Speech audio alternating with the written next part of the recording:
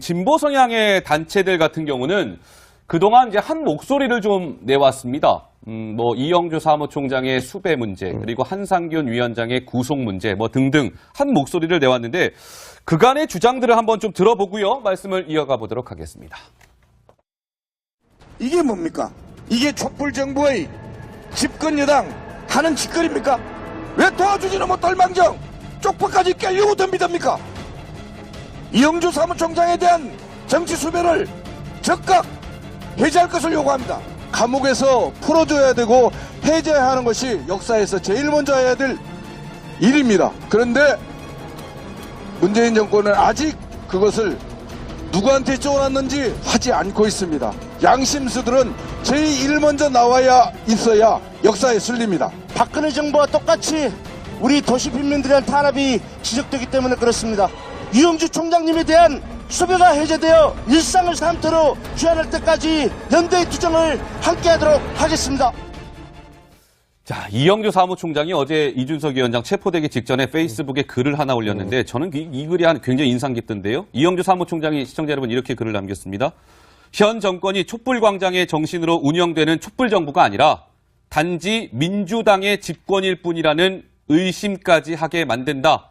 나에 대한 수배가 왜 도대체 풀리지 않는 것인가? 이렇게 글을 올렸다고 하는데 이거는 글쎄요, 약간 협박성 발언으로 들릴 것 같기도 하고 좀 어떻습니까? 예. 실제로 아까 말씀드렸던 것처럼 결국은 집권 이후에 이 약속들을 지킬 수 있느냐 굉장히 중요한 문제인데 과거에 이 부분이 지금 민주노총의 지금 이영주 총장도 그렇고 과거에 한상균 위원장도 그렇고 문제가 된 건 그게 민중총궐기 때문이거든요. 그때 시위하면서 했다는 건데 지금 와서 이제 촛불과 엮어가지고 본인의 수배 해제를 요청하는 것은 뒤집어 말하면 그때 애초에 민중총궐기 자체가 민주당과 어떤 같이 기획된 정권 퇴진 운동이 아니었다면 이런 걸 요구할 수 없는 겁니다. 그렇기 때문에 이건 굉장히 민주당 입장에서 부담을 지금 가지고 이제 할 수밖에 없는 것이고 아까 이제 진보단체 대표하시는 분들이 양심수에 대한 석방이 이제 중요하다라고 이제 이야기했는데 전통적인 양심수의 범주에 과연 민중총궐기 당시에 문제가 됐던 일들이 들어가느냐에 대해서는 저는 약간 부정적으로 봅니다. 예. 알겠습니다. 이영주 사무총장 체포 이후에 또 좀 계속되고 있는 논란까지 짚어봤고요. 문재인 정권은 아직 그것을 누구한테 쪼놨는지 하지 않고 있습니다. 양심수들은 제일 먼저 나와야 있어야 역사에 쓸립니다. 박근혜 정부와 똑같이 우리 도시 빈민들에 대한 탄압이 지속되기 때문에 그렇습니다. 이영주 총장님에 대한 수배가 해제되어 일상을 삶토록 귀환 정부의 집권 여당 하는 짓거리입니까? 왜 도와주지는 못할 망정 쪽파까지 깨려고 덤비답니까? 이영주 사무총장에 대한 정치 수배를 즉각 해제할 것을 요구합니다.